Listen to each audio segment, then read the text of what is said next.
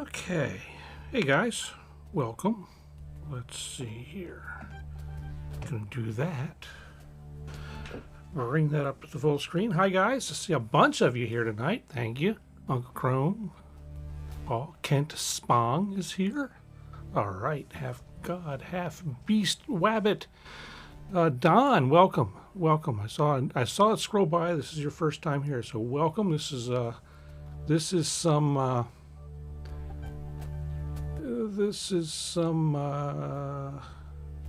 something.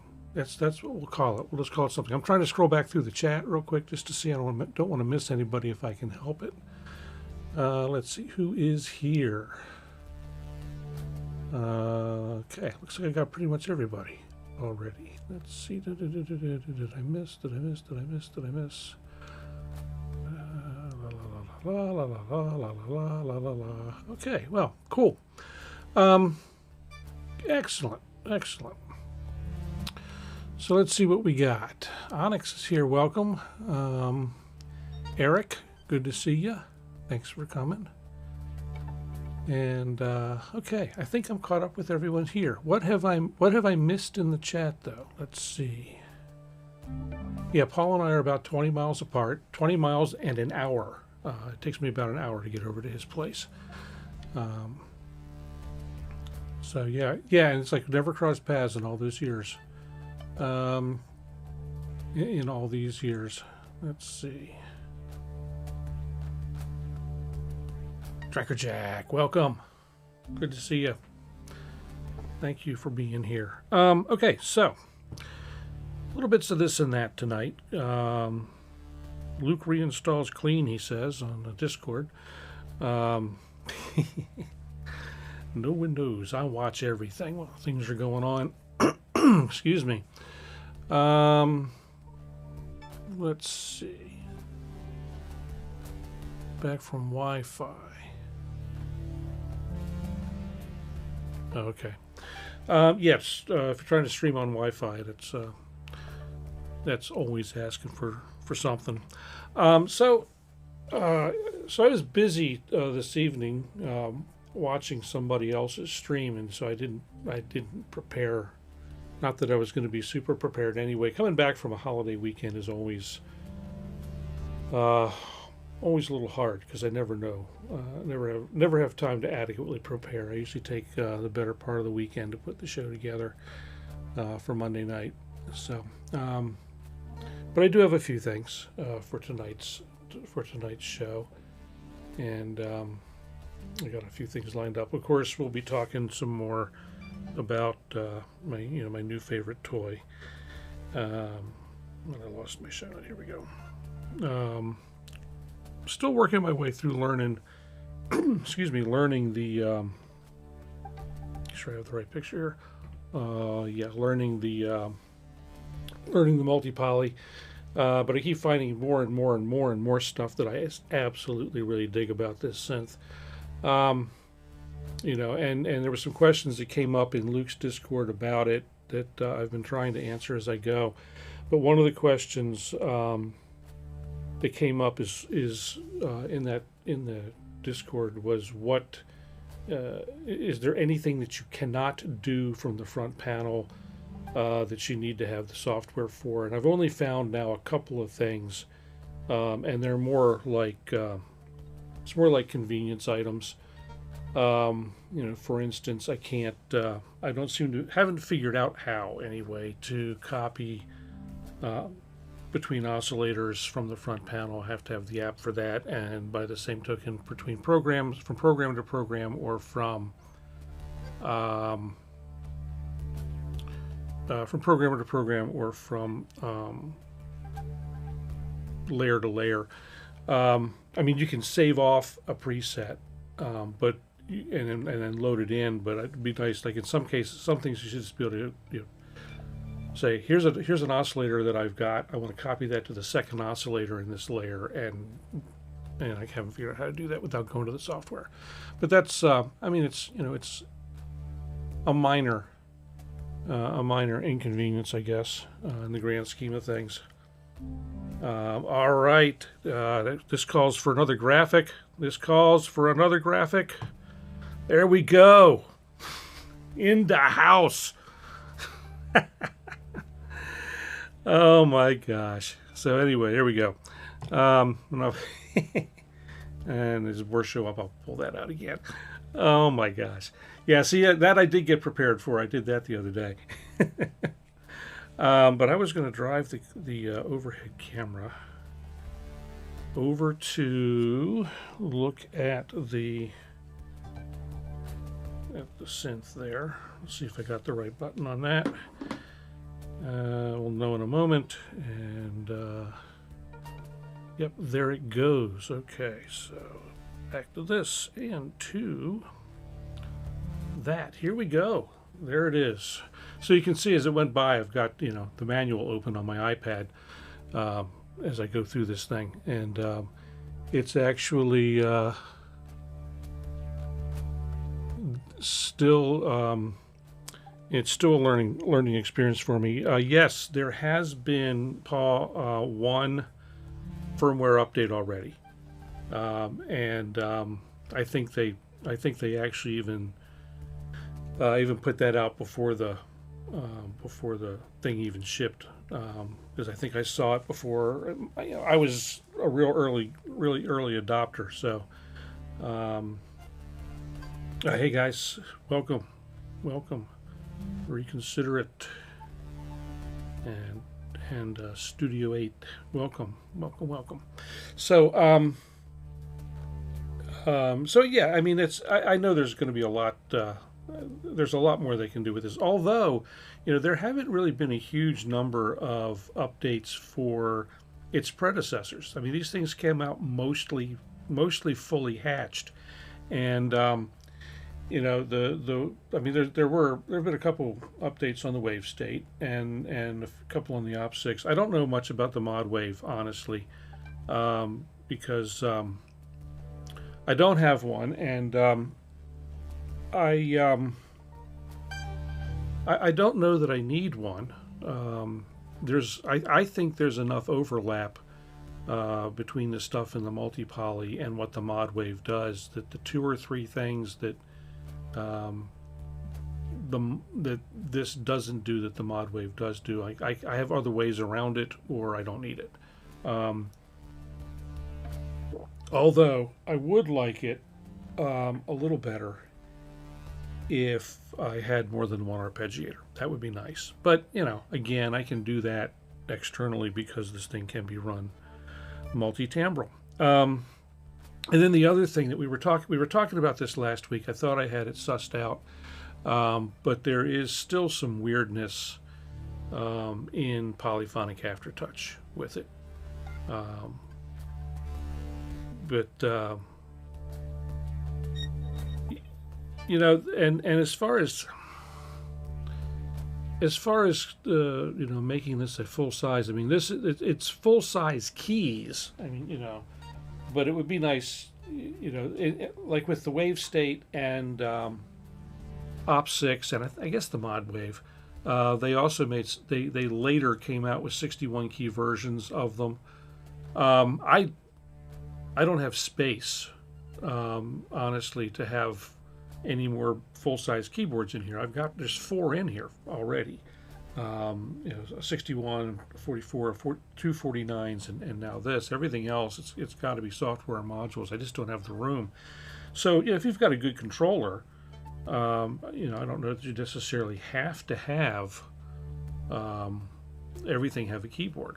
You know, because I can play this better, I think, in some ways, from the controller.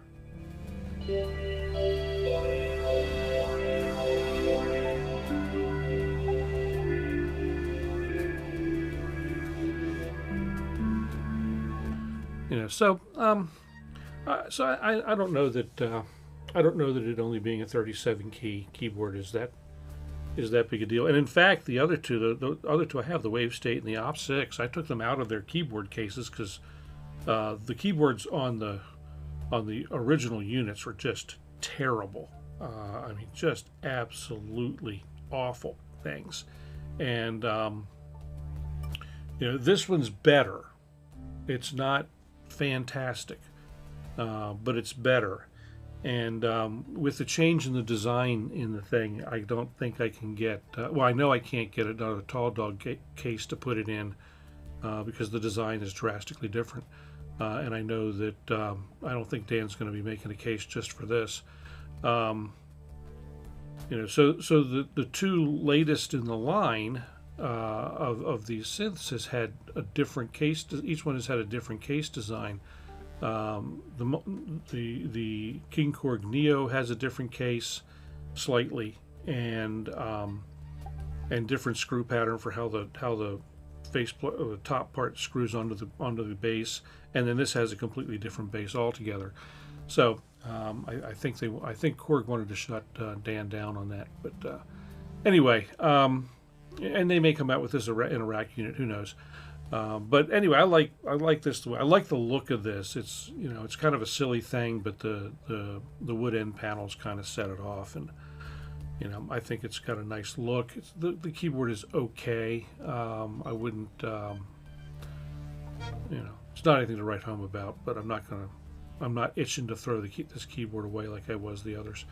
So anyway, still like I said, still have some poly aftertouch strangeness though. I think. Yeah, CS80. So you know, my CS80. I've got a CS80. You know, what the hey.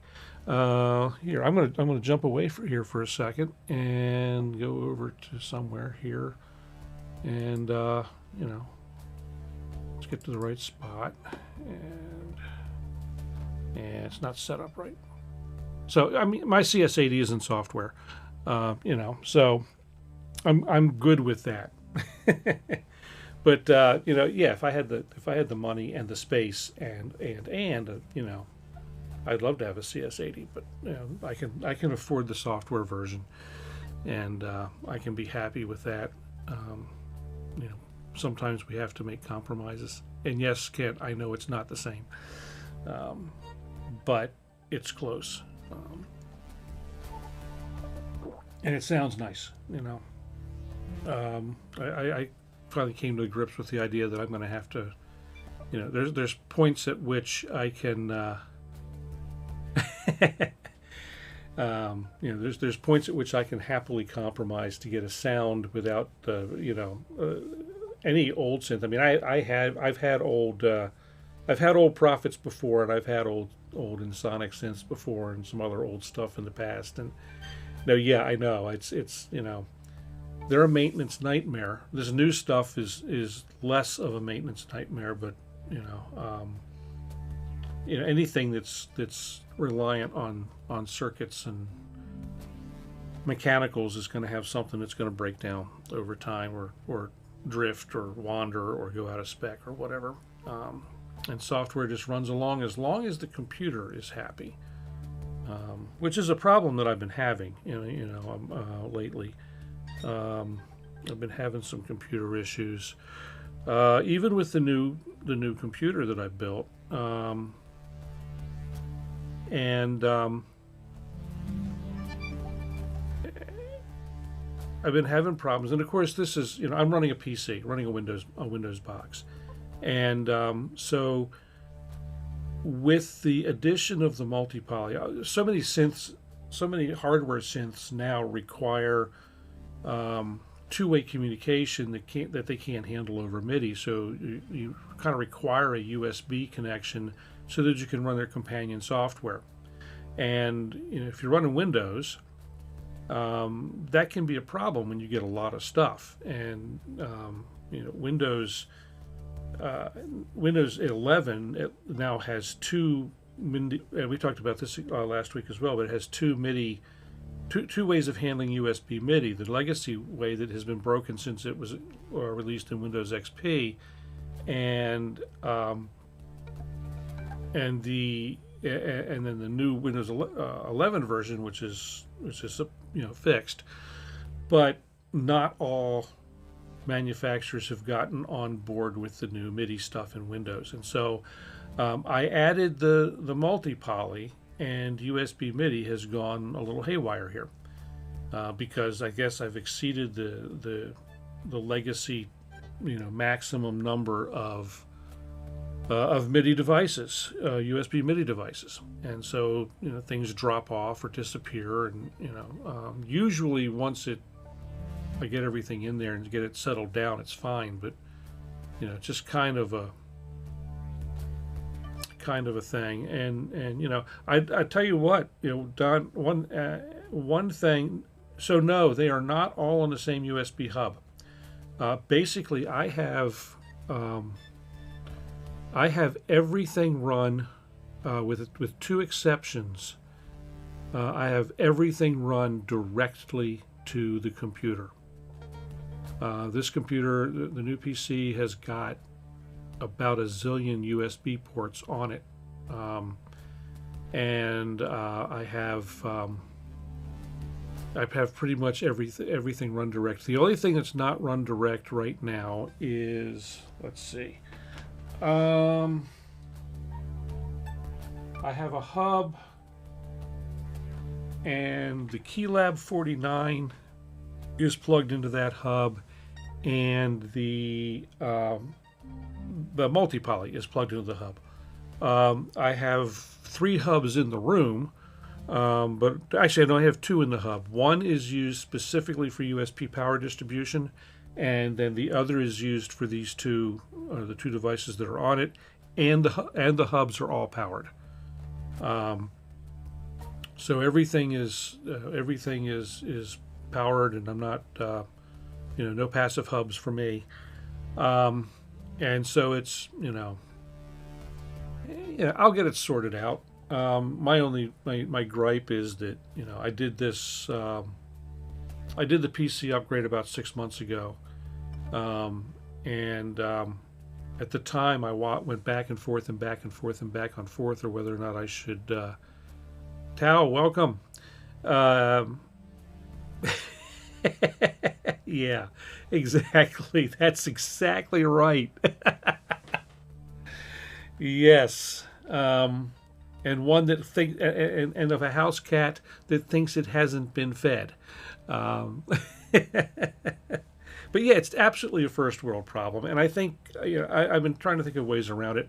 Like I said, I was trying to when I did the upgrade, I went back and forth on whether I should buy a Mac, and there were allegedly issues with the M2 Mac Minis with regard to music software sometimes, and I didn't feel like fighting with it. So I went with the cray that I knew, and until 2 weeks ago, it's been perfectly fine. I do wish that Apple had dropped the M4 Mac about the time that Mac Mini about the time that I was doing the upgrade, because I would have gone with I would have gone back over to Mac. But it is what it is at this point, and it all works. Yeah, see, well, and wow, MPE, that's another thing altogether. I wouldn't want, I would want that to be running straight back to the PC or whatever. Yeah, so I actually hadn't had. I did a clean. I did do conductive. I did do a clean install. Man with beard, welcome. I did do. I did do a clean install of the Korg drivers when I got the multipoly, because when I went to do when I went to update it, it told me I had to do a clean install. Which I kind of thought would be a maybe was kind of telling me, excellent synthetic, welcome. Yeah, and yes, thank you. Good. I'm looking forward to this. Yeah, lots of stuff going on here too. Crazy times. So Steve, you've got the multi-poly wave state OP6 all plugged into a hub that goes into your 16 rig. 16 rig is plugged into your Mac. So so the hub that's in the 16 you've got USB plugged into the 16 rig. So the USB on the 16 rig is another hub, I'm guessing, and unfortunately, I would love to have been able to do that. I got the iConnectivity mioXL, and I had thought that all the USB stuff on that would allow software to pass through to the computer and talk to the synths over USB, but no, it converts. It is not a. It does not have any hub functionality. It's host only, which was a big disappointment. Studio 8. So it was, that was a kind of a rude awakening. I like that. I like the MIDI interface. Otherwise, it's fantastic. Otherwise, but there are other MIDI interfaces that do the same thing or very close to it for less money that I would have bought if I had known. If it had been made clear what the USB ports on the iConnectivity actually do. So there's nothing plugged into them. Yeah, exactly, and conductive. And so years ago, Jeff, welcome. Good to see you. Many years ago, well, not many, but several years ago,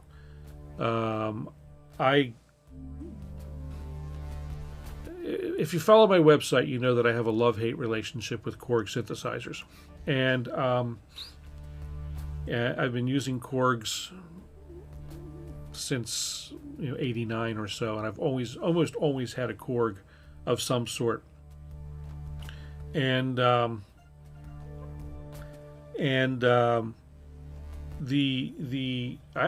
got a thing called a PS60 and from Korg. It was just a little performance synth. I needed something cheap to gig with. And I didn't want to have to care if it got beat up badly, so I bought this thing. It sounded good. Was really well designed for stage use and for live use. And I went to plug it into my PC, and all hell broke loose with USB. And I fought with this thing and fought with this thing and fought with this thing. Finally broke down and called Korg on the phone. And hassled them until I got somebody in tech support to actually talk to me. And that's where I learned about the whole Windows MIDI fiasco, or the fiasco that Windows MIDI is. And so I can fix this. One of the keys is if you in Windows, they're really stupid about the way they were really stupid about the way they do the naming of devices in the registry where they tie things to a USB port. So if you plug something into, say, port number 1, and then later you port it into port number 2, that actually counts as 2 MIDI devices because it doesn't keep track of what's plugged in where, like an Apple does, like a Mac does. And so the fellow from Korg told me where to go dig around in the registry, and I could straighten the whole thing out. I could either just delete everything and start over and make sure that I plugged things only into one port and then keep track of where I kept things plugged in, or I could actually manually go in and change what was what. And I opted just to wipe out the MIDI assignments and then plug everything in and make a note of where everything lived. Being basically lazy, I have not yet gone in and recleaned out the registry. And that's realistically what I need to do is just go in, clean out the registry, turn it all back on, and then hope that it works. The trick is that if I do that all the presets and things that I have stored in Ableton Live, all the projects and everything that are stored there. Trying to get the camera to focus a little better. There we go. Everything that I've got stored there is going to get wiped out, and then all my projects will be out of whack, and all for the want of Microsoft being able to have written proper MIDI code to begin with. So anyway, that's my Windows MIDI rant again. Not that anybody's listening. I'm like that old man shouting into the clouds, So, and I still, let's see, the Mio is fine with DIN. Absolutely, it does. It does do great with DIN, and I love. Again, I'm lazy, so I haven't done all the homework on it or all the work on it that I need to do. But I really like that I can, when I name things, when I name the ports in the Mio, and bring up Ableton, once it synchronizes, it knows those ports by name, and so it's so that part's that's great. But with I got the Polybrute that's got its app that I like to use sometimes, and the Op6 and the Wave State editors and VSTs I like to use.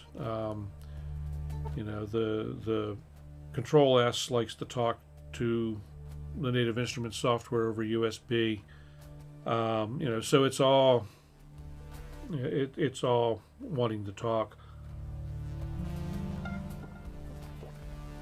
I haven't used a virtual MIDI driver in a long time, or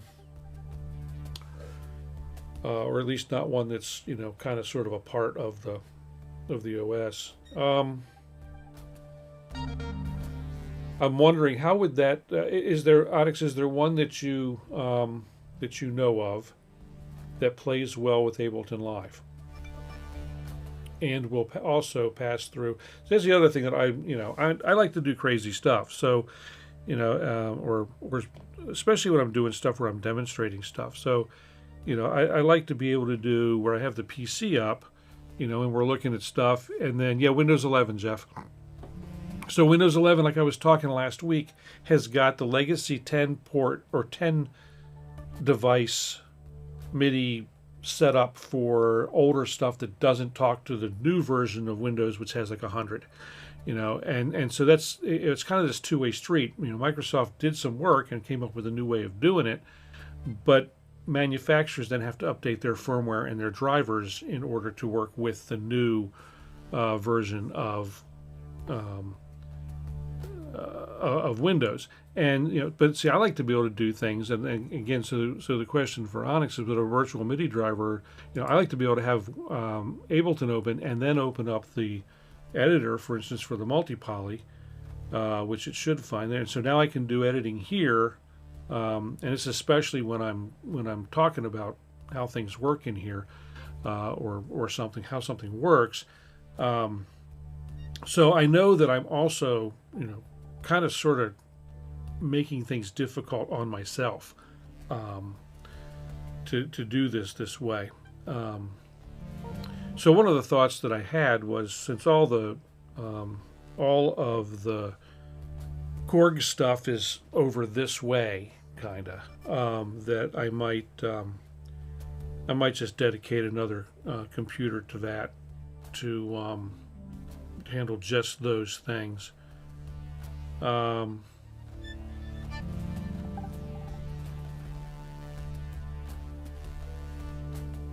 I've got let's see, I've got USB to the Take 5. Now I don't necessarily have to do that, so I could lose that one. But the Polybrute I've got MIDI or USB to that, USB to both controllers because they need it, USB to the Op6 and to the Wave State and to the multipoly. Those are 6 USB MIDI things that are banging away, and then USB MIDI out to the Mio. What else is on USB MIDI? There's some other stuff that has been in here on USB MIDI, so it's in the mix, which would be my modal electronic stuff, which is 3 things, and now I'm up to 10, and most of these are older. So I've kind of hit the top end of the old Windows MIDI world. My Mini Lab Mark II has been plugged into this computer. My Mini Lab Mark III has been plugged into this computer. My KeyStep Pro, my Launchpad Pro, and my Pro 800 have all been plugged in here. So I've got like 18 things, all of which are legacy that I've tried to plug into this thing. And so, you know, I've got to make some decisions, clean out my probably if I go in and clean out my registry of MIDI stuff and start over, it'll probably be okay.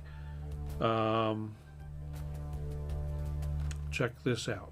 Okay, I'm waiting.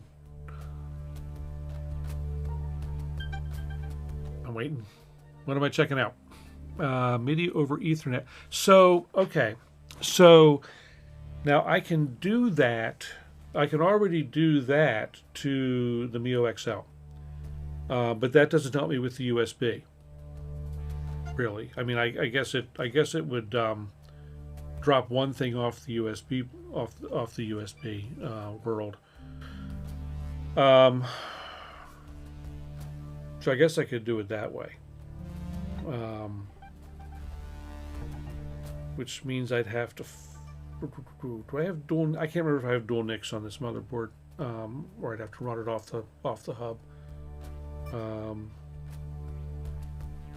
But the 20 imports, 20 Ethernet MIDI outputs, adjustable. Yeah, I think I've got something like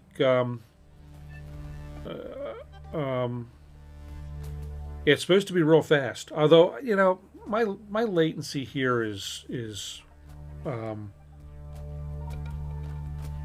bordering on ridiculously low. I mean, that's only a few milliseconds, and I've been you know, even if it's like, you know, 10 milliseconds for me, you know, I remember when I was happy to get 20 milliseconds latency. So, you know, getting, you know, 6, 7, 8 milliseconds is fine. I don't need that kind of precision in what I do. Now, I know that if I were doing certain other things, I'd want it to be tighter for sure. But I think that would be. I lost my train of thought. So you know. You know, I mean, zero latency would be great. Oh, other forms of music where you gotta have bass and kick like spot on together. You know, that would you know, might be a thing. But the other side of that is, you know, that's something that these don't respond quickly enough to deal with that. So I'm gonna fix that in the sequence anyway, and worry about that kind of craziness, because, you know, some would argue it's not a big deal. You've got 15 MIDI USB devices plugged in. Wow.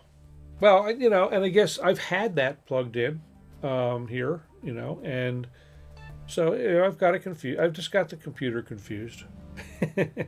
So Jeff, on in that situation, which computer is that on? Is that on one of the NUCs, or is that on something else? Because, you know, that can make a difference too. And how do you have all that stuff plugged in? Is it all like on a single big USB hub? It's on your laptop. Okay, so you've got which is, your laptop is Windows 11, right? But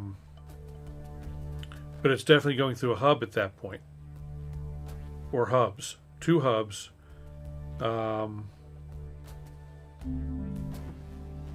And Windows 11. Okay, so yeah, maybe I should just wipe all that stuff out of the registry and start over. Maybe that'll help it. And then, like, and then, you know, like we said earlier, do a clean install of the Korg USB driver, and make sure that they're all in the same network mode. So, well, and that's the thing, you know, I would venture to bet that nothing that I have is running that new USB MIDI stack. except maybe.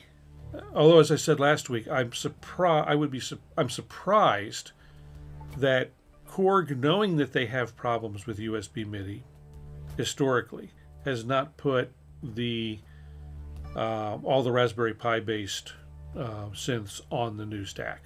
It just would surprise me that they haven't done that. There's other stuff around here, especially the older stuff, like the older generation stuff, like the Keylab and the Keylabs and the Arturia stuff. Probably the Take 5. It wouldn't surprise me if that be on the older MIDI conventions. So. So I know what other news that was going on, because I can rant about Windows MIDI for longer than any of you will be interested in hearing me grumble on about it. It has been a bane of my existence for years, and years and years and years. So things I didn't put in. So a couple other things left over from last week. I went out of order and I was in danger of skipping things. So last week we were talking about that new Ocean Swift software Wavetable Creator, and I had which they had sent over for me to talk about on the channel, and so one of the comments that I had made during the show last week was that it did not have a way to for you to tell it where you wanted it to put the resultant wavetables that you created. That it always put them in the stock Windows user documents place, and then whatever the stock place is on the Mac. And if you have something going like I do, where you've got something that is doing a like I use OneDrive for semi real-time backup and synchronization with my laptop, and then I also have Google Drive on there. They create alternate spaces or alternates for the standard user folders that they use for the synchronization.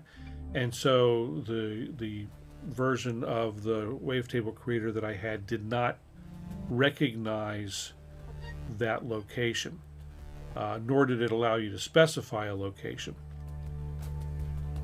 So Tuesday last week, I got an email with a new download link to the current version of the Creator. It now has a little place to click, and you can now specify the target directory. So that is now, I think that just that one addition is enough to make it an incredibly useful tool. I also misunderstood certain parts of the operation of it. So we can take a look at it again real quick, just to go over the parts that I screwed up last week. Let's get that out of the way. And I'll go in here. Yeah, and it's just something, because this thing kind of came out of, it was derived from a tool that they use in-house for creating wavetables, essentially. So, and I guess enough people asked for it or for a tool that they just kind of blopped it out there. When you work on using a tool that you use in-house in production, you don't necessarily have to take those kind of you don't necessarily have to allow those kind of things or allow for those kind of things, because you're in a production environment and you always know where things are going, and you don't need to be able to compensate for my crazy setup or your crazy setup or whatever. So blopping it in that particular folder was just fine. But again, if you're out in the real world, when something hits the real world, it's all these things always come up, and that was one of them. So the other thing that I kind of didn't understand about this, I thought that these little on-off buttons here were turning these sections of the waveform or the wavetable on and off for creation. What that does is simply turn them on and off for randomization. So, for instance, if I want to make a wavetable, I need to tell it what shape I want in every one of these slots to get something, these location slots to get something more interesting. And so you can see as I change these things in the graphic down here, it changes what's, and I'm just picking stuff at random, but it changes these things. It changes each of these locations, and it's the segment of the wavetable that it's playing with. So that was a misunderstanding on my part. But right now all these are turned on for randomization. But so if I hit random now, it's going to randomize every one. I started pointing at the screen. Every one of these things that has the green dot by it. So I hit random, boom, everything changes. So this could actually be kind of useful though if you want to that you want to start with a sine wave, pure sine, and that you want to end with for sure with a square wave. Let me find a square. Doobie-doobie-doobie-doo. In here somewhere, I'm sure. Here we go. Square. Okay. And for sure that you want that to happen, and you're going to use both wavetables to do a combined thing. And you want the same thing to happen on this one.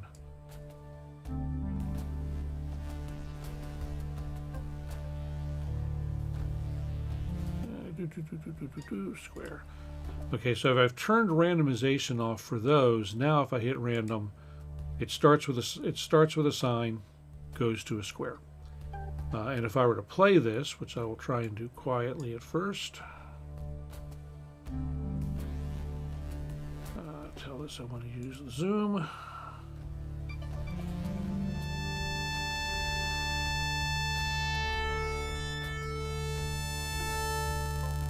Now, when you do these interactions and have the folders and stuff turned on, so let's actually turn the folder off and none there, so it'll sound a little more normal. I'll turn the volume down a little bit more too. So now you hear a pretty pure sine wave. And this does not run through my gate, so I don't get to gate that.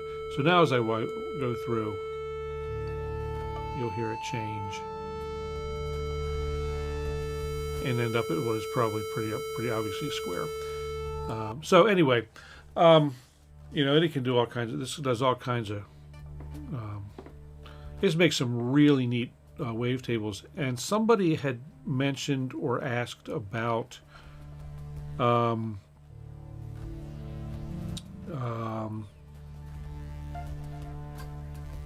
Converting wavetables from one kind of one wavetable flavor to another,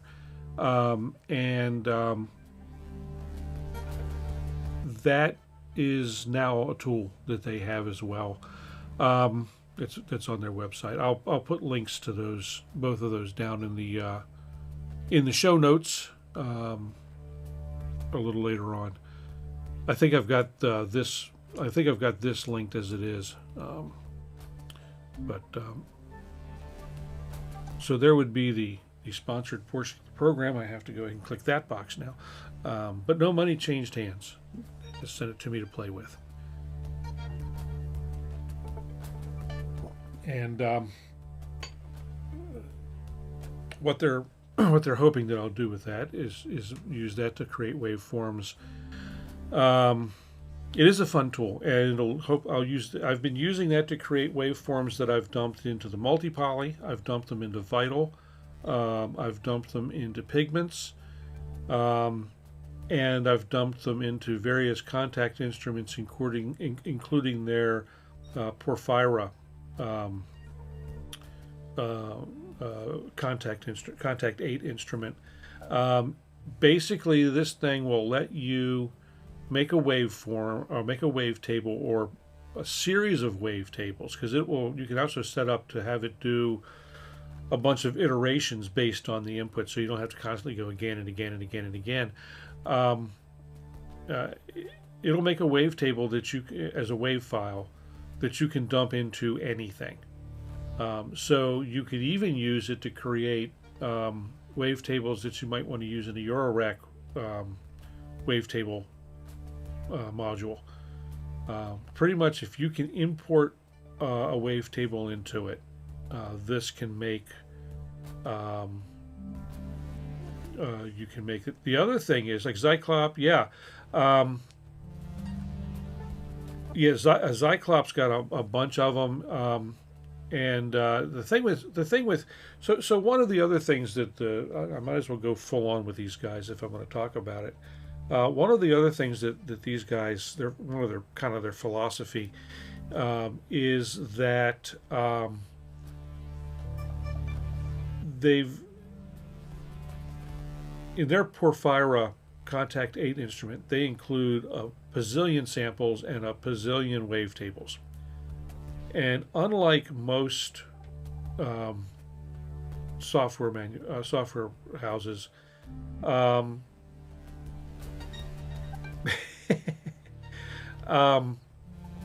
unlike most software houses who lock their wavetables up in a proprietary format once they get sucked into the synth or are created in the synth,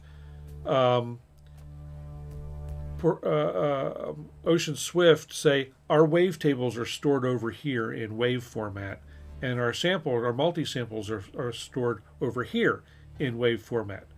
Take them out of our software and stick them into your software or stick them into your hardware and have fun with them.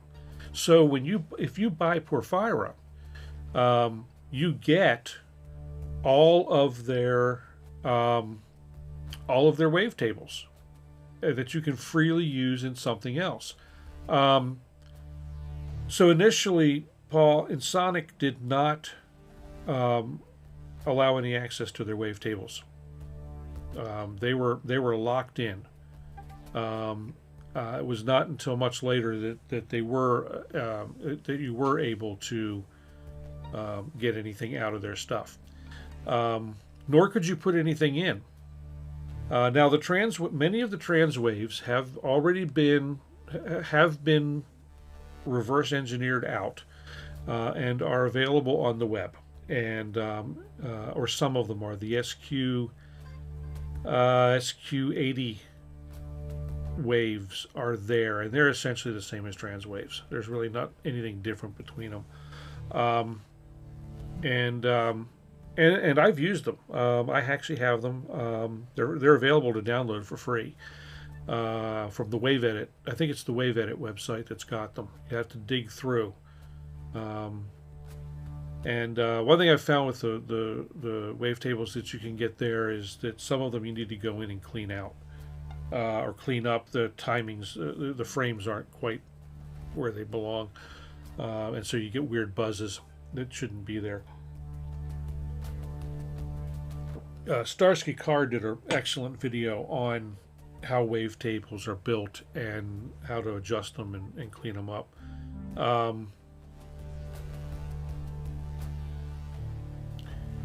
Yeah, it's those they do. Those are still good sounding synths, and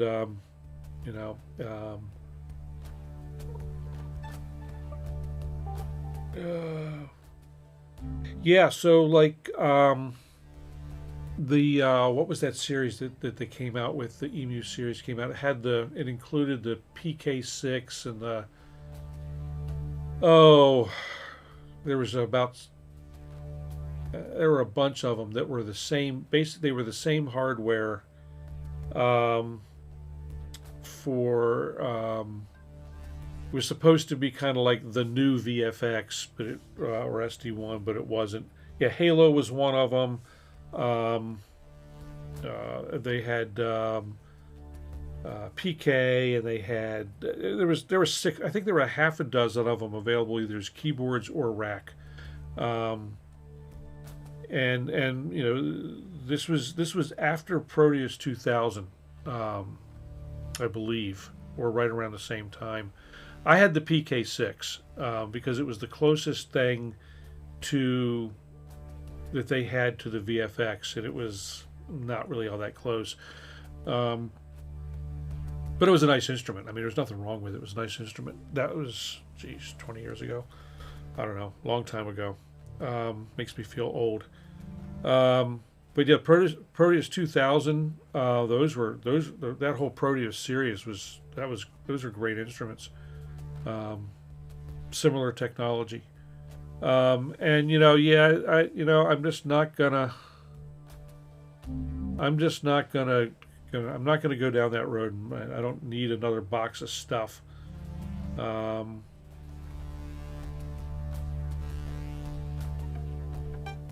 So, Proteus 2000, challenging to use the software. I can imagine.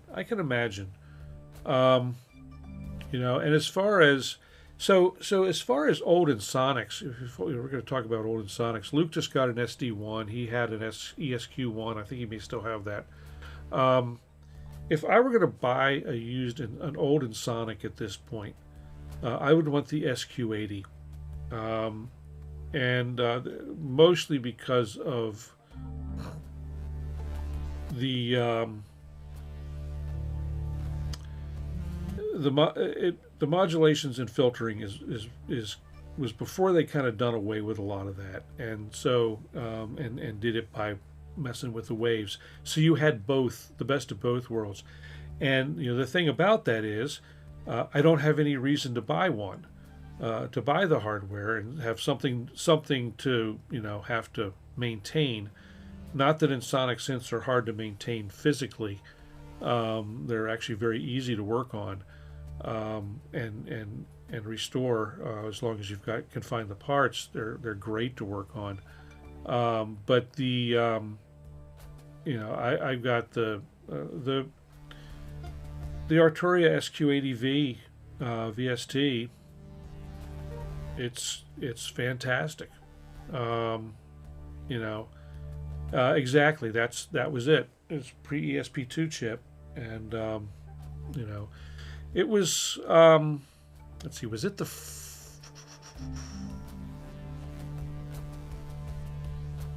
either the first or the second in that series, and it, you know, as Florian would say, it ticked all the boxes. You know, it was a great synth.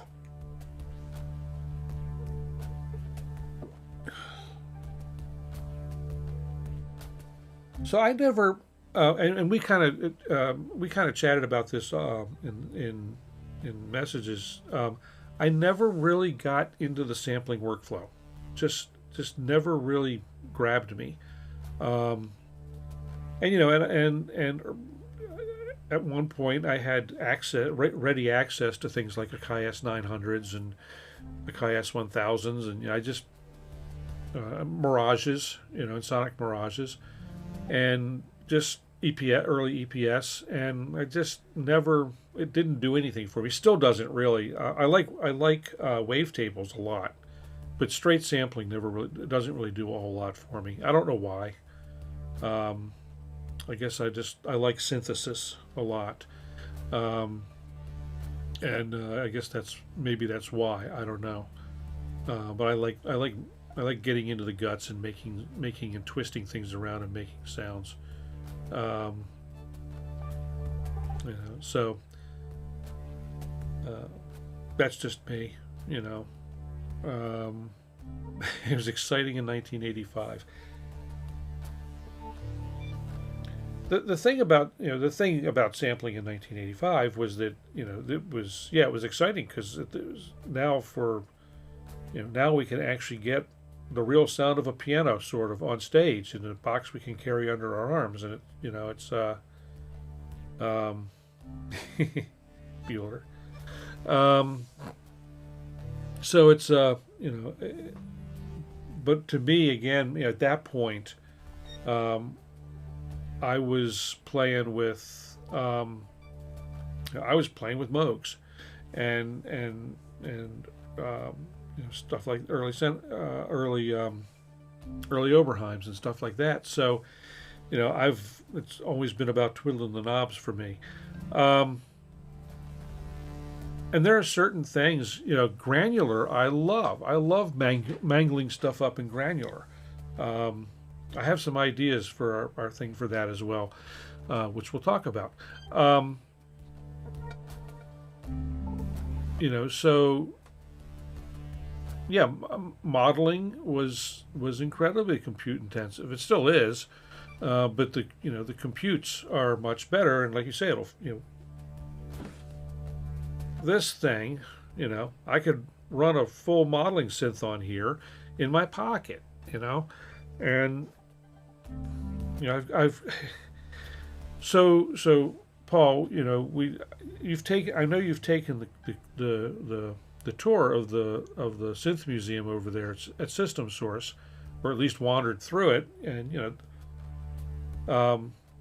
the epitome at one point of computers was the Cray 1, and there's one sitting over there in the museum, and now there is more power in an iPhone Mini than there was in that Cray. It's ridiculous. It's nuts, and so since those days we've come so far. And physical modeling, yeah, I mean that's a physical modeling. Well, somebody was pushing a physical modeling synth in all the Black Friday deals. I finally had to say I'm not buying anything more. I've got enough.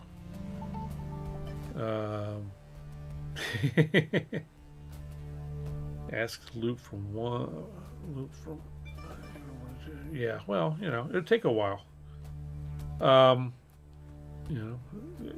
you can do it on your phone in the time it takes to dial a phone number, automatically dial a phone number. Resynthesis too that Jeff mentioned. Resynthesis is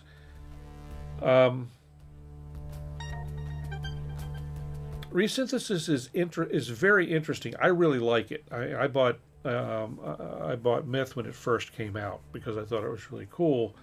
I don't use it a huge amount, but man, does it make some gorgeous pads, and it can make some other. At some point, Paul, it's going to come out and spit out 42. You know that, don't you?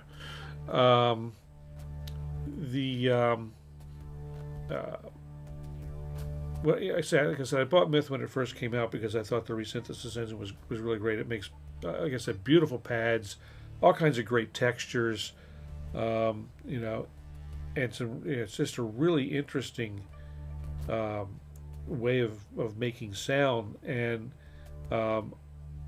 as I said last week, I guess it was, or the week before, whenever we were talking about it, is. A lot of people did not like the way the initial version of it handled the resynthesis, and I liked it because it did bring different textures and different emphasis to parts of the sonic makeup of the sound that you threw in it. Other people wanted their resynthesized sound to sound like what they put in, and it's like kind of sort of what's the point to me at that point. Why not just use a sampler? If your resynthesized sound is going to be the same as the sound you put in, just mangle it up in a sampler, or a sample-based synth, and So I'm not sure what their gripe was. I don't understand. Like I said, I think the version 1 resynthesis from Dawesome was really very cool. I will say I bought it and Myth when it first came out, and you know, I had initially had a little mini buyer's remorse, but like anything, it's like any of our tools, it's not an end-all tool. So you know, it's got its place, just like Lunacy Audio's Cube has got its place, and you know, anything has got a place for its place. Hey, Mark, good to see you.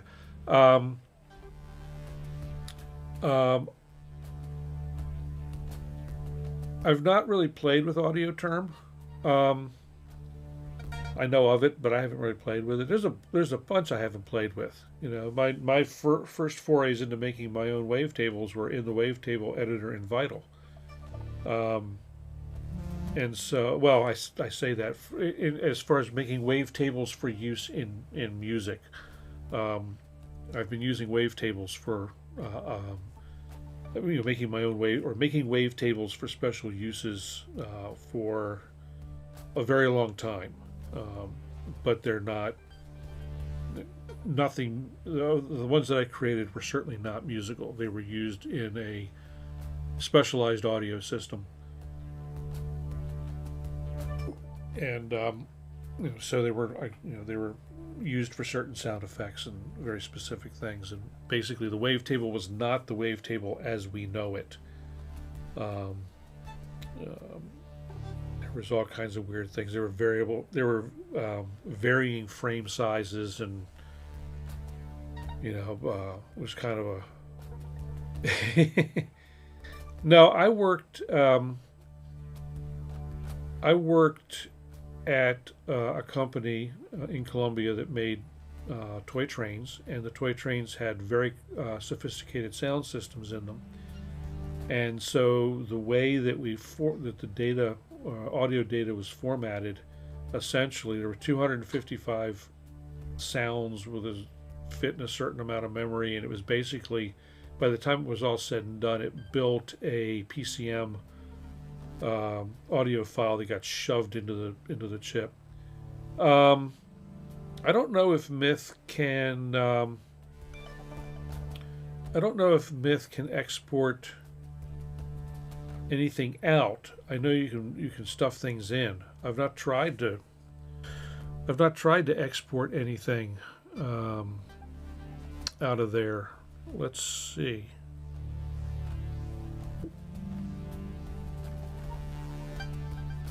Let's see here. We can use. Now, see here, something's already broken my USB MIDI for some of it.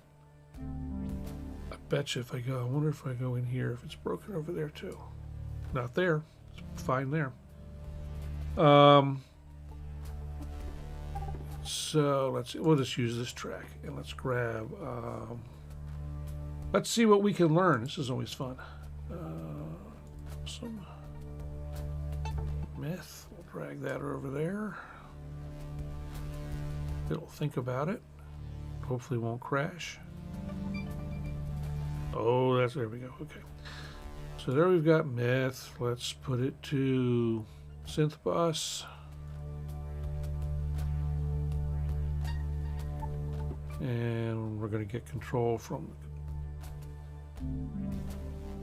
Okay, we got to turn the volume up. Make sure it's working anyway. There we go. Okay. So what can we export? Can we export? Good question. So here we've got that. These are all the things I can do.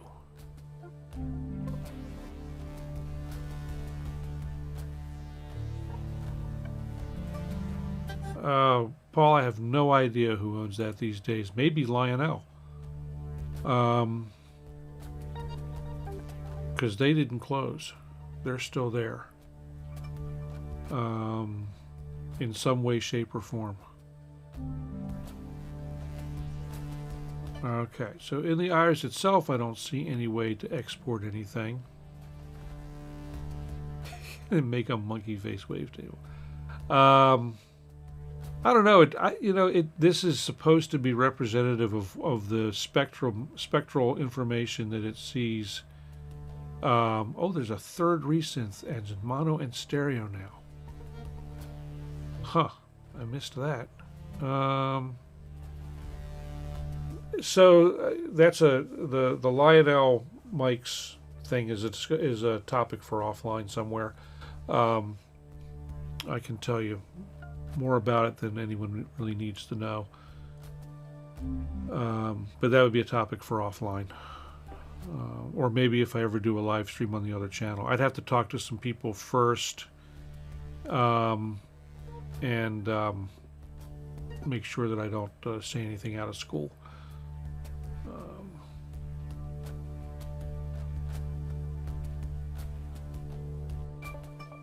I do know the gory details. Yes, I do. I was there for for a lot of the ugliness. I do not see any way, at least in the menu, to do this. Reveal. Okay, reveal. Okay, here we go. Let's see. Packs directory, factory directory.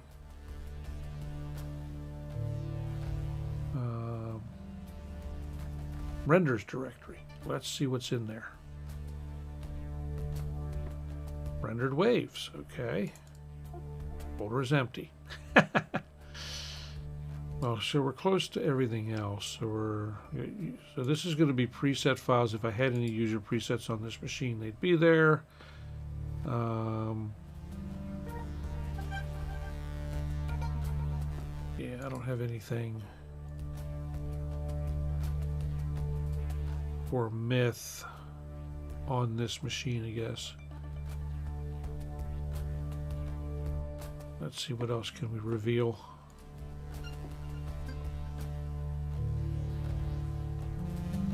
What's in the factory directory? Okay, so here we've got a whole bunch of waves. I wonder if these are the... So now let's see what these waves are.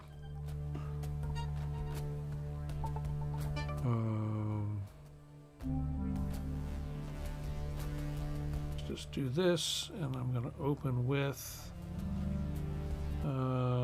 do I have...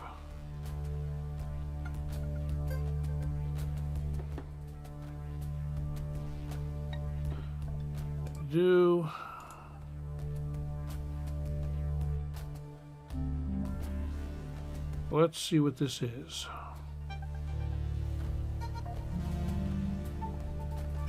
Come on, you can do it. This will either work or not. Apparently not, unless it opened up behind.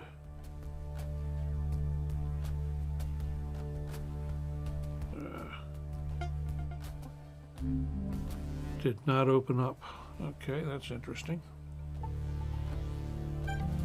Try again. Open with. Choose another app. Audacity.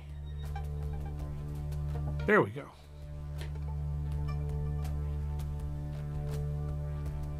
Oh, it's got to scan everything it wants to scan. Skip.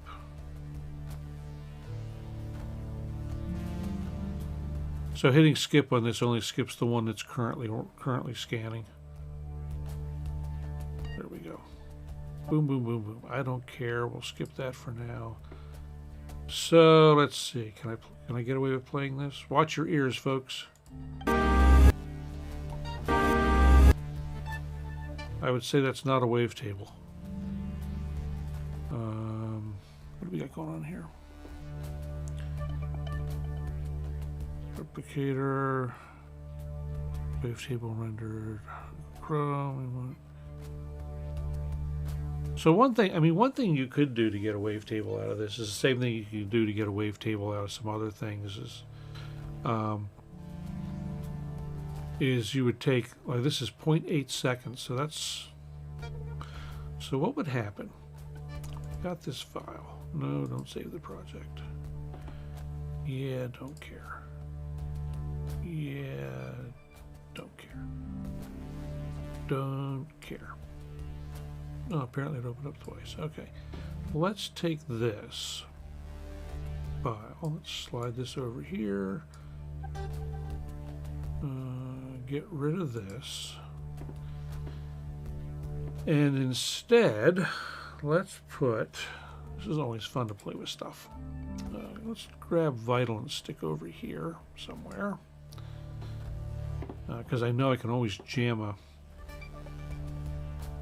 pretty much anything I want into Vital and something will come out of it. So if we take this guy, this was the one we were playing with. If I drop this on here, let's see what happens if I bring it in as a wavetable. Oh.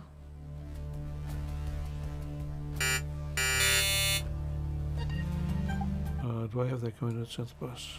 Yes, I do. Okay. Let's turn that down a little bit. And if I sweep that,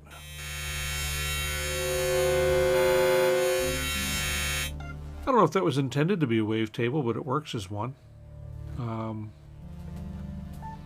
At least it works in Vital. One thing I found is you can throw pretty much anything into Vital, and it will make it something out of it as a wavetable. Or you can use it as a sample. What does it sound like if we just use it as a sample? Oh, I can't really do that there. I gotta do that. I have to do that in another app. We could do. I could go to instruments and just stick simpler out there.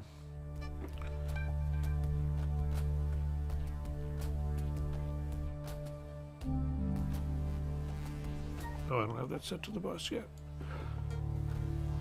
Drop that to sends only out to the synth bus.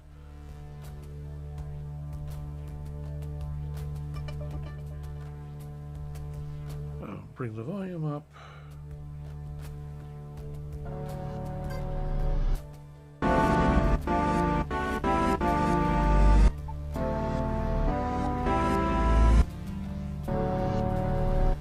I think that was actually supposed to have originally been an actual sample, not a wavetable. But a lot of times short samples work great as wavetables anyway. So anyway, it looks like there's not a way to export anything out of Myth that you can use somewhere else. Where, you know, if I were to put where do I have a spare track available? Oh, that's interesting. I already had. We opened up Myth. I already had ZYKLOP in the track. You know, if I were to go ahead and let's throw. There's Vital Basic Import Samples. Yes, yeah. I still haven't upgraded. I keep meaning to you know, pay at least $25 for Vital since I've been using it for so long. But no, the basic free version is what I have, and you can bring in wavetables, and you know, like I said, the only real difference between the versions of Vital is the number of presets and wavetables that are included with it, and the level of support that you may get. So the $25 version comes with a bunch more wavetables and presets, and you know, you get to feel good knowing that you supported the cause. Which is worth it to me. You know, I do need to get. I don't care about the wavetables because you see, I make a lot of my own. You know, there's ones that we create in this. Come on, there we go. You know, jump right in there if I were, you know, go through and I'm just going to randomize it, let it do everything. What does this sound like?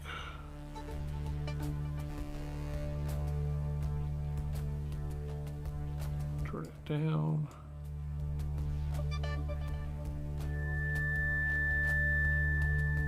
Wow, okay.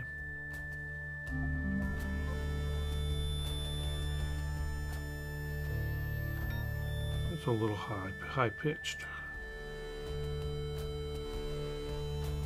Hey, that one's symmetrical.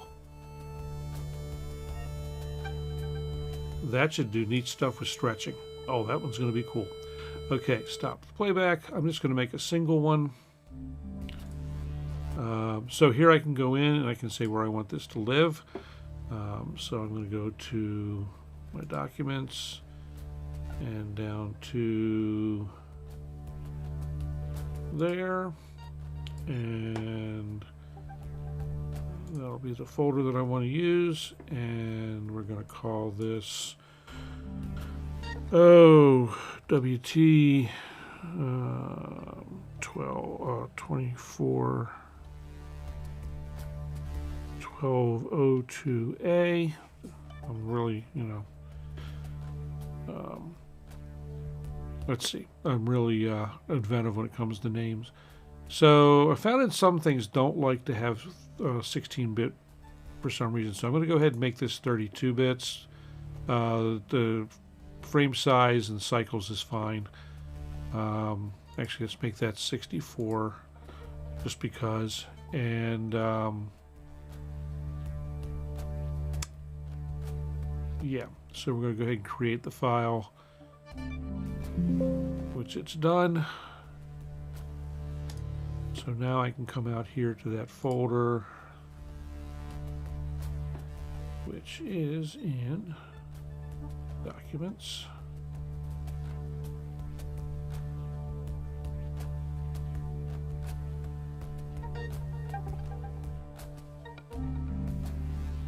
And there's my wavetable. We'll drop this in the other. Turn it on. Turn this one off for now.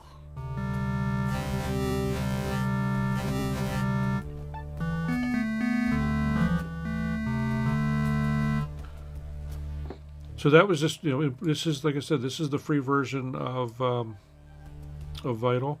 We could take that same wavetable for fun, and we could go into, we'll go into ZYKLOP, and we can drag that in there. Let's put that in the, we'll do this in Resynthesize too.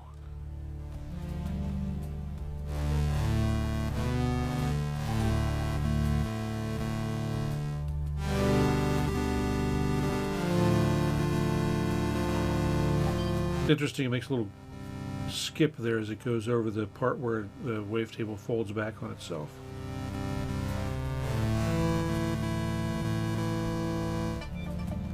And that's without having done anything to it. Pretty cool.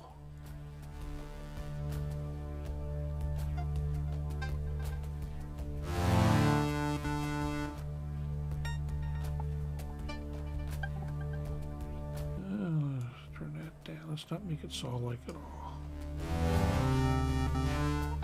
So let's hear what this sounded like raw in as ZYKLOP. So I used the Synthesis 1, so the original Resynthesis engine.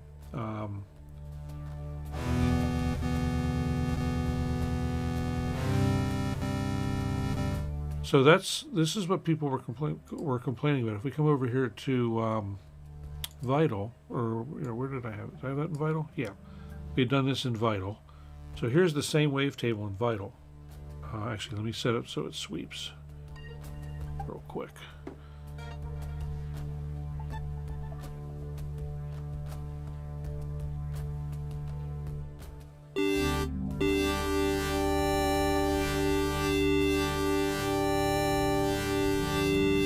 So aside from them being in a different octave, which we can fix,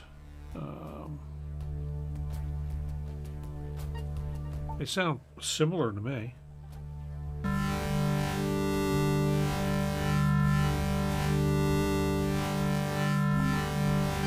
So that's what it sounds like in Vital.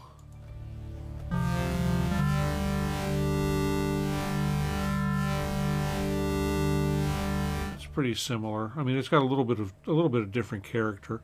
Can I resynthesize this right within the? Let's go here. So let's resynthesize to version 2.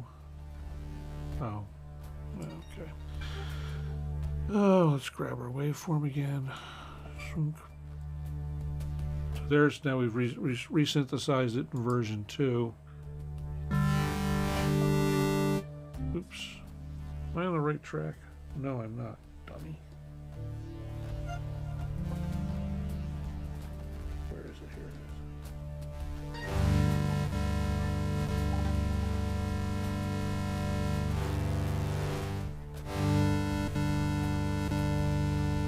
I don't know. From between the two, with this wavetable anyway, I don't hear a whole lot of difference.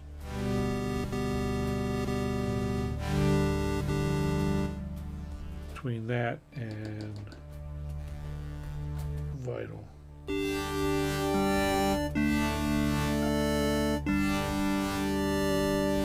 And there's some subtle timbre differences. Synthetic, thanks for stopping by, and we will catch up very soon. I'm looking forward to hearing what you're going to send over to me, and I think this collab is going to be a lot of fun. And then we've got to get. We do need to get moving on that a little bit at least. So anyway, talk to you soon. Thanks. So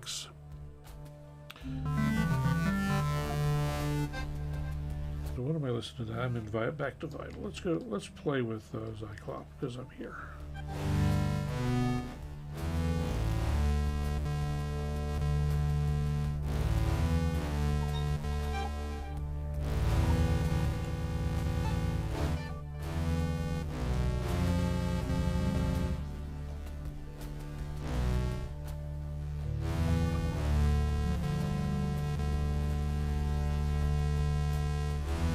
I don't want that.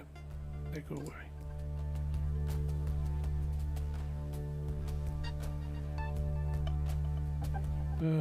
Exchange module. Let's put a comb filter on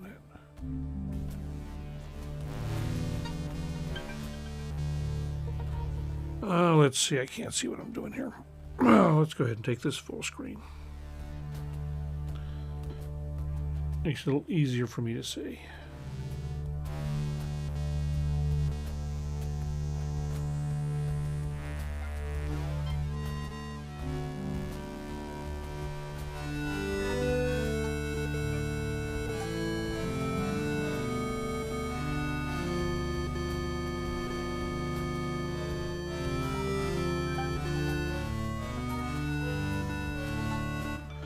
Okay, this will make it sound.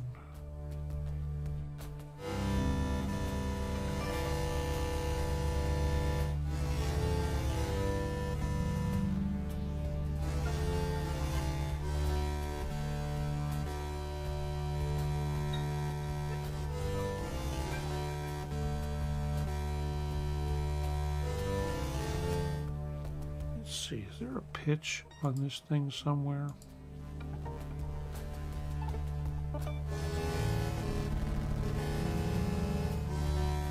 That is pitched up.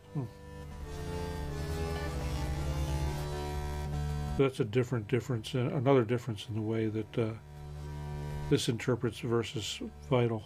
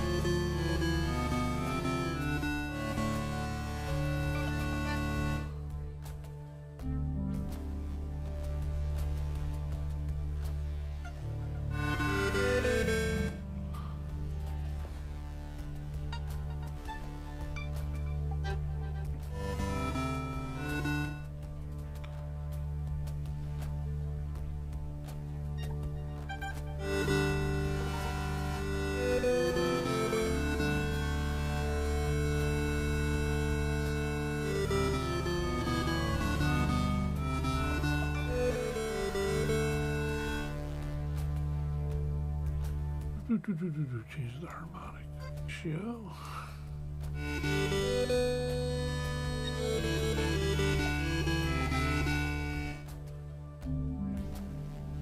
Oh, that would be more effective if I had the FM turned up.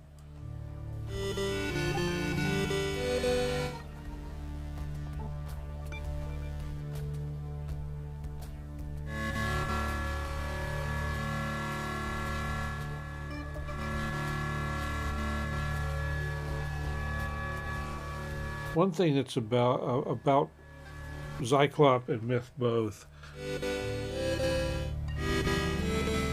is they are not your ordinary synthesizer. So it doesn't do it doesn't react in a lot of ways the way you would expect to a lot of things.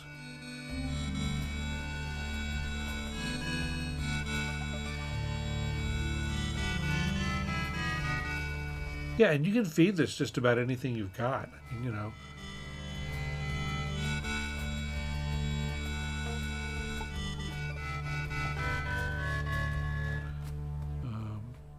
And you know, you've got ADSR and the whole, you know, everything's here.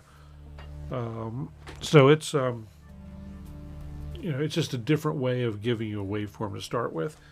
That's really what it boils down to. So whatever, you know, kind of whatever wave you've got handy, you can certainly throw at it and have a good time. So anyway, let's see. What did I have anything else on my list? I was going to play with the multipoly tonight, a little more, but so found it easier to use the ZYKLOP LFO. I'm guessing you're saying.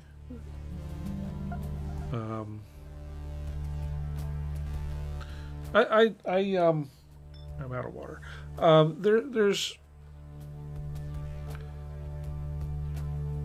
not real.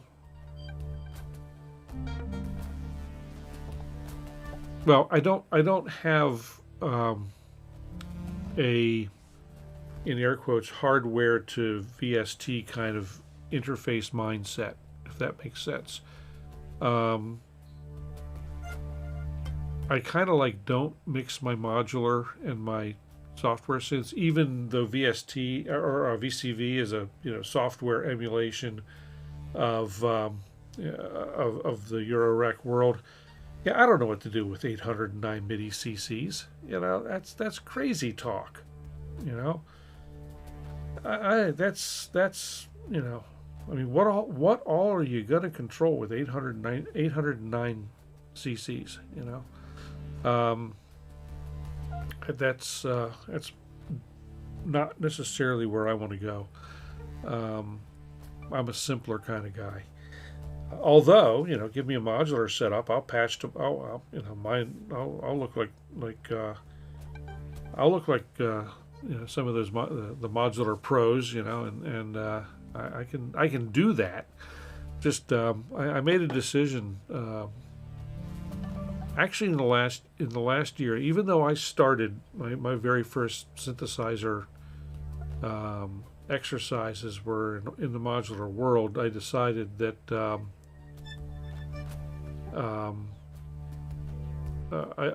I decided that I was going to stay away from modular. So here, Jeff, not having an idea what to do with this.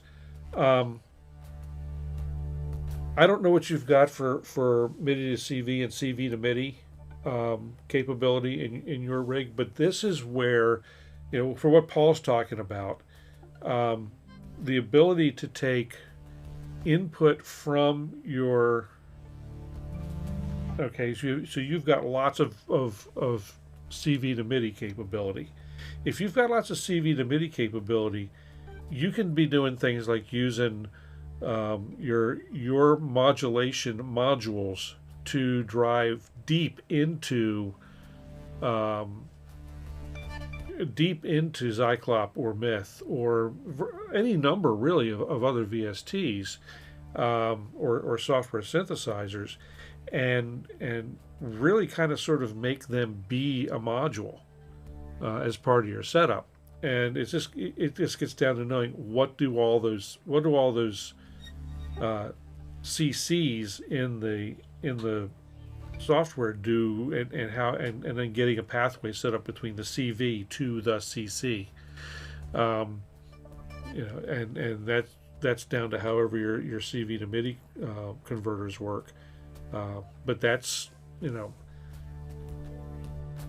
that could be a really interesting combination of using those modulators, because we've got some modulators here, right? But there's 3 LFOs and three envelopes, but that was so the same thing that you're doing with using stuff into pigments is going to be the same mechanism for coming into this. The trick that if Bitwig makes it easy, then and honestly, it's easy. It's relatively easy to do that kind of thing in Ableton Live as well. They've got us, although the CV tools in Ableton are a lot newer. And one of these days, this Chromebook is going to die on the stream. I know it. I'm going to have to actually do something. It's still making all those flashes. Its video, I guess its video output is being taxed. I've got a Chromebox sitting over there on the desk, running, doing nothing. It's eventually going to take over the chat task. But anyway, that would be I could see doing some really cool stuff with that if I were going to be into Eurorack. But as we've discussed, Jeff, I look at Eurorack the way I look at boats, and houses. That's another thing. Houses. Went downstairs today and discovered that the water heater is beginning to leak a little bit. So, yay! Something else to fix or replace. But and yeah, I was really, as far as that goes, I was really I guess about a year or so ago, I was really psyched to start building a small modular system, and I was just about to start pulling triggers, and I'm like, you know what, I'm gonna wait or not, and so, which has brought up kind of a thing that in a lot of ways, and I'm not pointed there at the moment, I don't think. In a lot of ways, when you really get into it,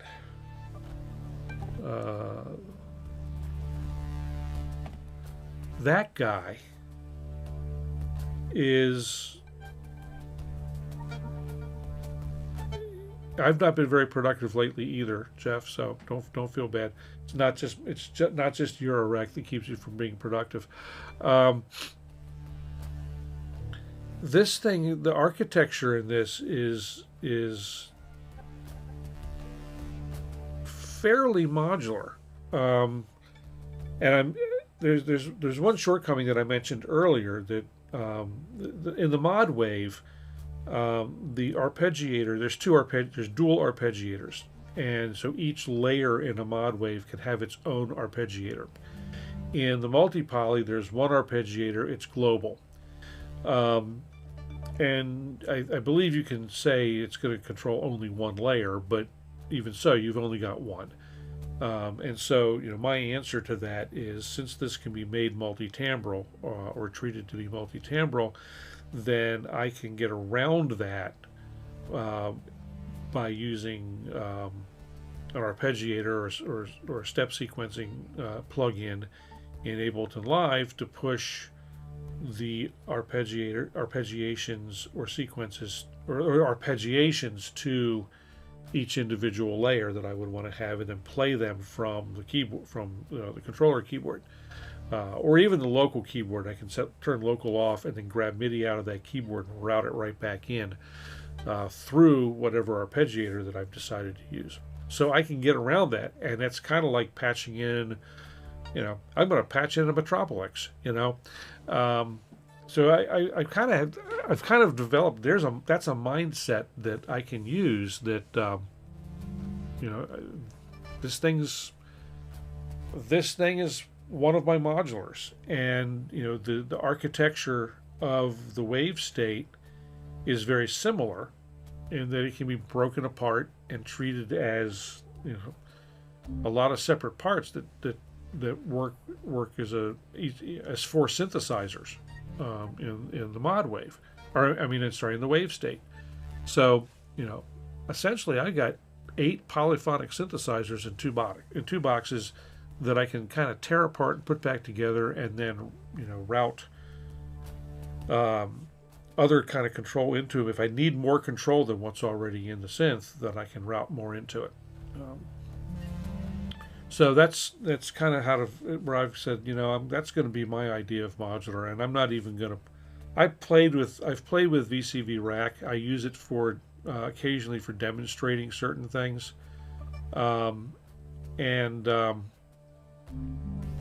yeah, those were the days. So that's going to be my idea of modules, so to speak, just not traditional modules. It's just going to be the way I'm going to have to do it. So anyway, we are coming up on an hour and 45 minutes of blathering and not making much music, but it has been a good time. I am tired, and so I think that I'm going to wind down. Maybe next week I'll actually play some more with the multipoly like I'd intended to. What's next week? Yeah, next week. Next week let's plan on actually playing more with the multipoly, and maybe making some sounds with it. I was fooling around with it today, and a lot actually when I should have been working, and don't tell anybody. And I did start to make some new patches for it. It's really a lot of fun to work with, even from the front panel. Although I did, there were a couple things that I would like, as I said early on tonight, there were things that I would like to have been able to do from the front panel that I can't. Maybe I'll get on the Korg's own forums and shout into the wind, and hopefully someone will hear me, and they can think about that. I mean, it's a computer program, so they should be able to add things like that.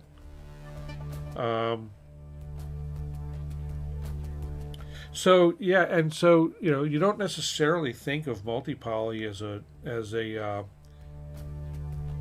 wavetable synth, but it's in there. It does have the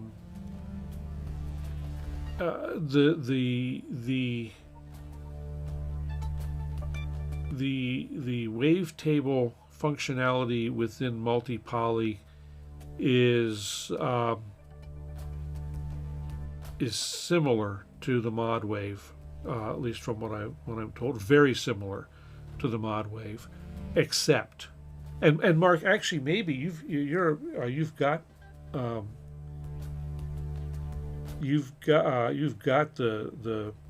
mod wave.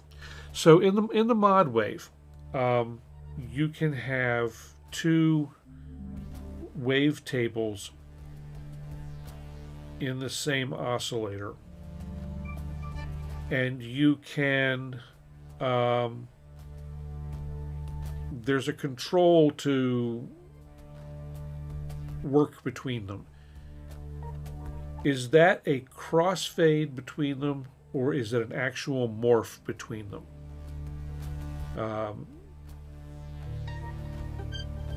So the blend, is that just a crossfade, or is it a morph? It's a crossfade. Okay.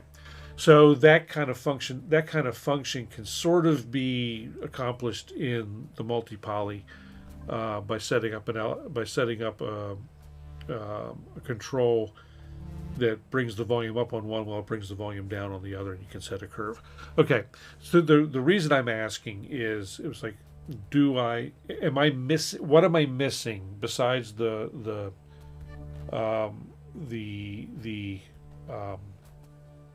dual arpeggiator? What am I missing between from the modwave that's in the multipoly? And the answer is minimal.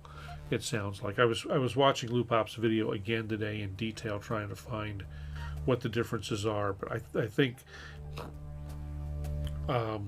think there's a fair amount of crossover between the multipoly and the modwave. The deal is that the multipoly, and I was just going to say, the multipoly is an upgrade in that it allows you to mix the wavetables with the virtual analog or analog modeling and the what do they call it? Bear with me. And the wave shaping.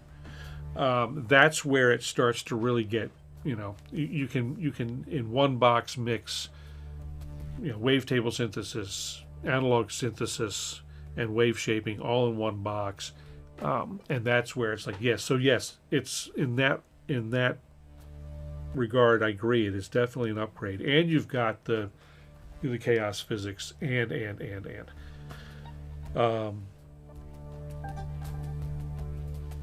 so the MS-20 filters are in there, modeled.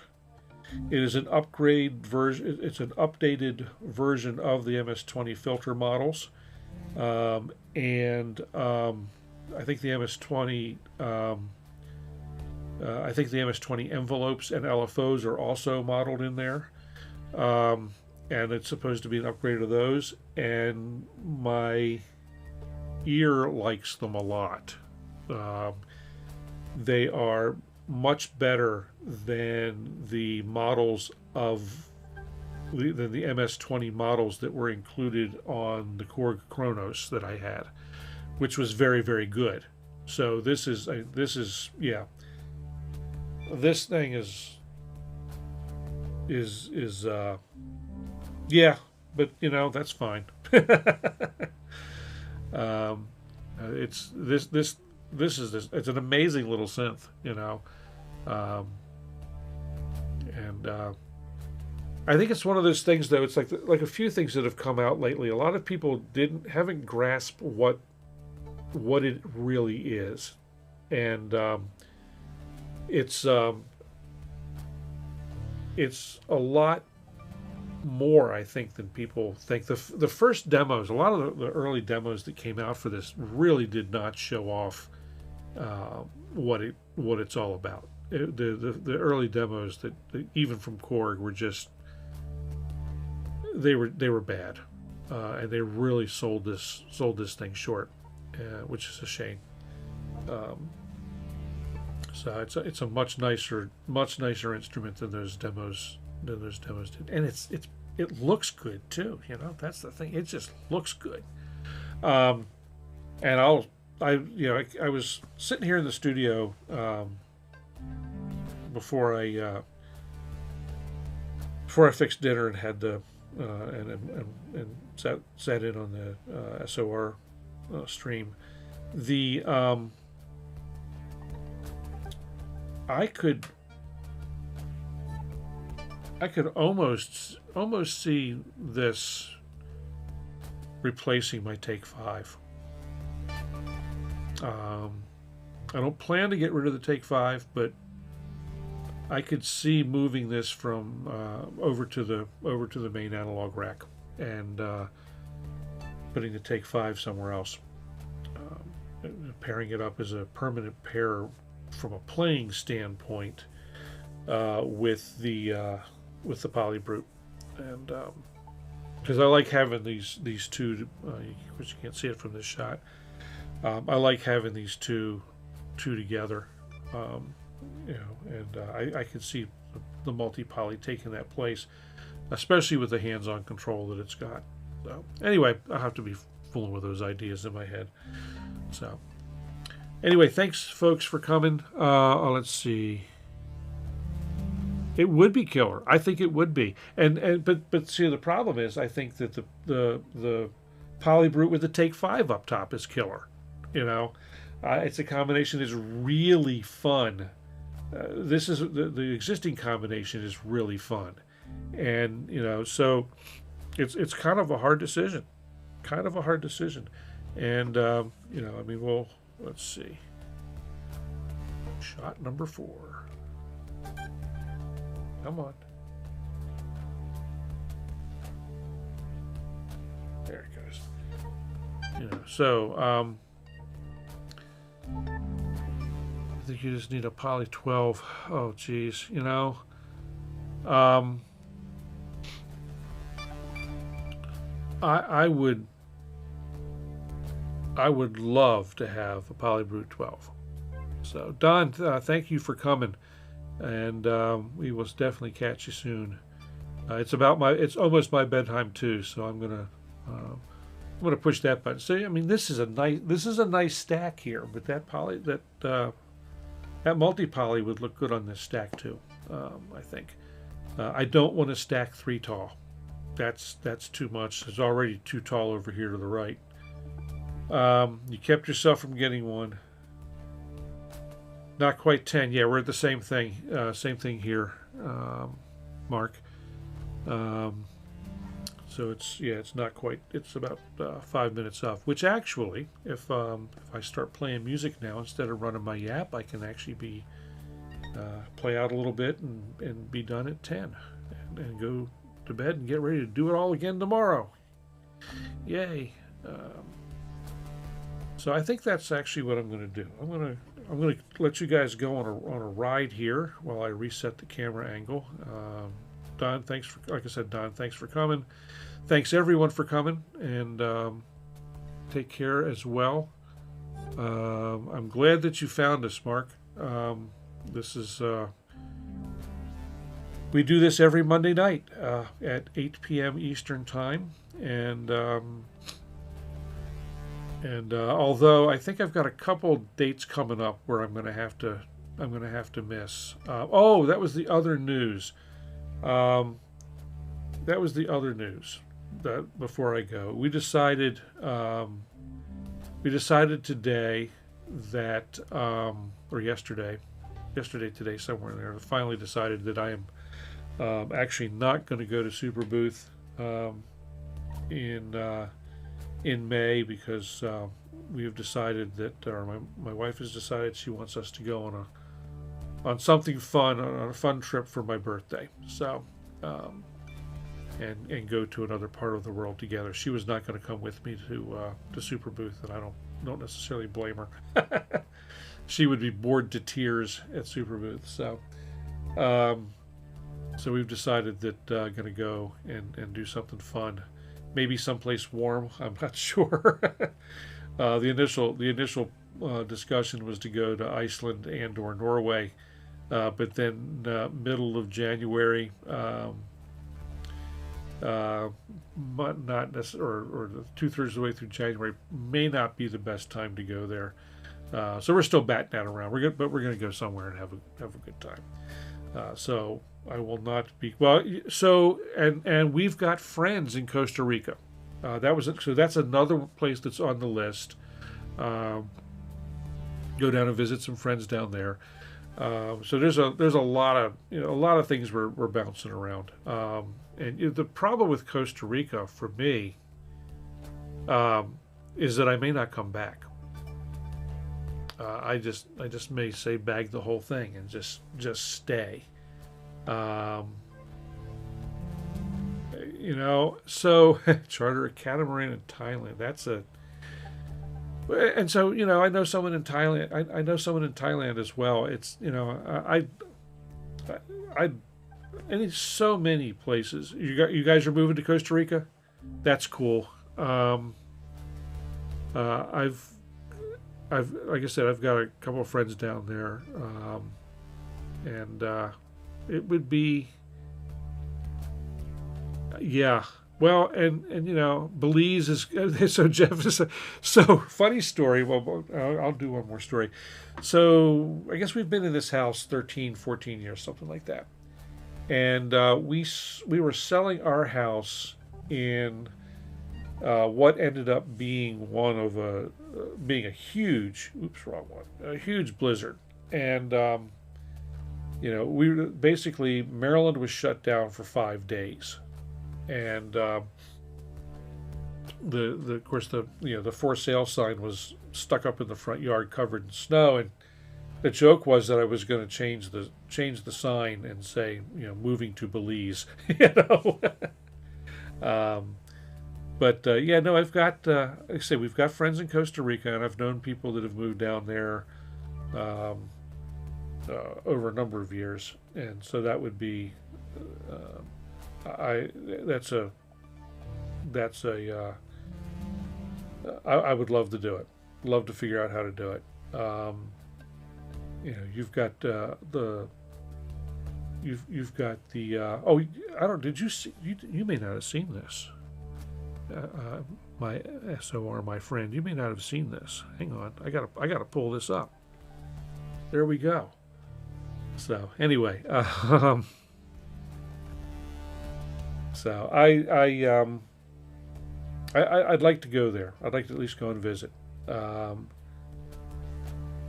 I have been here in Maryland for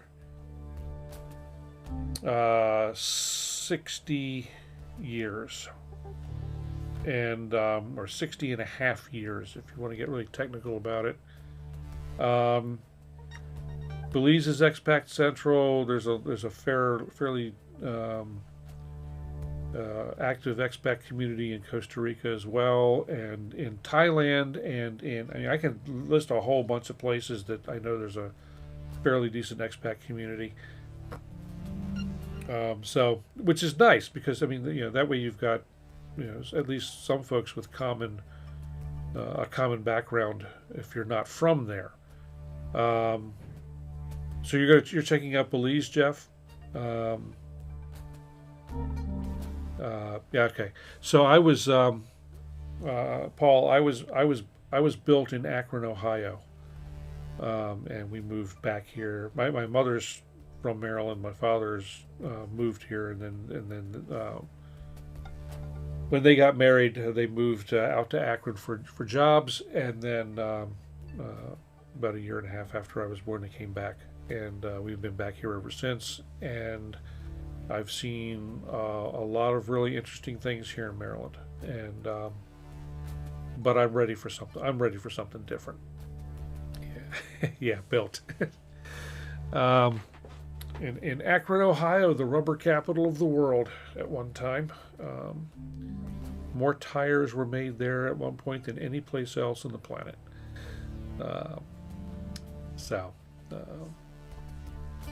So anyway, so you know, if you guys, when you guys move to Costa Rica, maybe we'll move down. We can hang out. We can do a joint studio. That'd be fun. That would be interesting.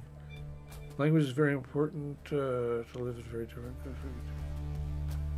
Yeah, see, I'm not sure how good I'm going to be at learning a new language. That's another consideration.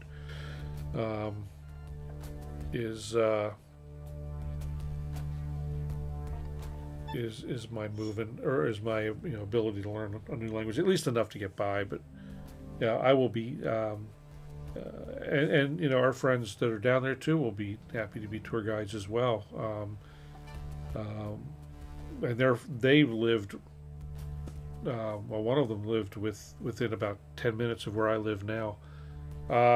Yeah, I can tell when somebody is speaking Spanish. And that's about as close to Spanish as I get. But you know, I do a little better understanding French. Actually, I learned a little bit of French when I was in school, and I just about fire cats. Oh my gosh. I'm not sure. Well, yeah. that'd be fire cats are good internet stories. So anyway, interesting conversations. We will definitely talk more about this stuff. Parents refused to teach me so they could speak securely. Oh wow. Huge African culture in Belize. Oh, cool. That's interesting. Very interesting. See, this is, I got to go places. I got to check places out, man.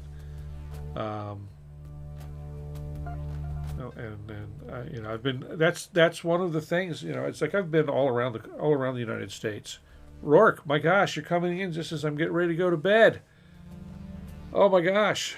Well, thank you for coming anyway. I'll play a little bit of music so you at least get that part of it. We've been chattering here for a couple hours. True Synth Renegade, welcome. So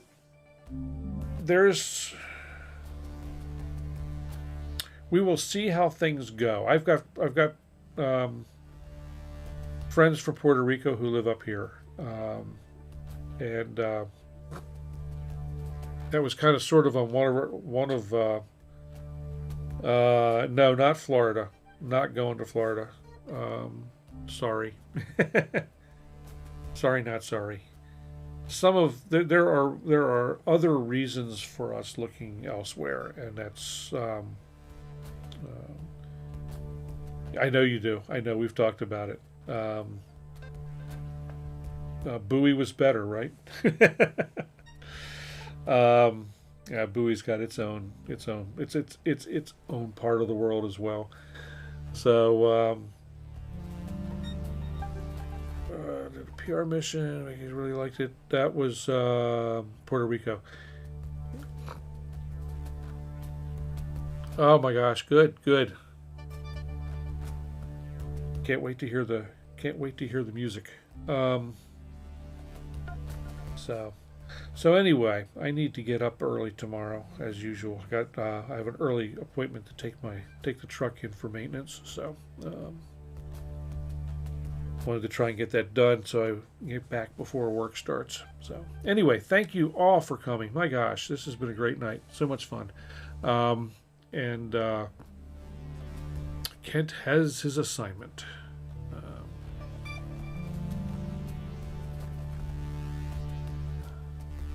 It has certainly been fun. So, all right, good enough, guys. Thanks a lot for coming. I'm going to turn the mic off. I'm going to play a little bit of music of some sort, and I will catch you all probably sometime tomorrow somewhere. So, everybody have a good night. Thanks.